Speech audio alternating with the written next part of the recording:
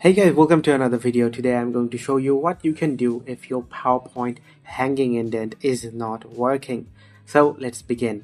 As you can see, I have a paragraph right over here. You can simply right click on it, go to paragraph option, and then in indentation you can select before text. I will select 0.5, and then in spatial you can select hanging. After that, in line spacing you can select double, and if you click OK, you will see that the text has been indented successfully.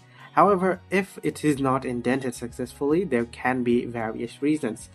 And to fix the indentation problem, first you will need to fix your formatting. Make sure that there is no bullet points applied.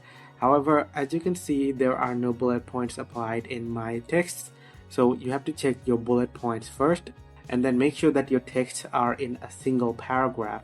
They're not in multiple paragraphs, and you're not hitting enter in between. So just like this and that, as you can see, both of these texts are in multiple paragraphs because I have hit enter in between. So make sure that you're not hitting enter or you're not using bullet points in between. And even after that, if your option is not working, then you can copy your whole texts into another PowerPoint slide that will remove all of the formatting that your texts have.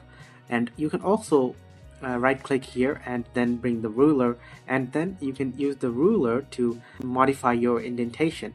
So if I pull this hanging indent, then you will be able to see that my indent is modified with the ruler. So you can also use this ruler to do your tasks just like this. And if you drag the square indent on the bottom, then both your first line and hanging line will be dragged. So guys, that's how you can troubleshoot and fix your hanging indent that's not working in Microsoft PowerPoint.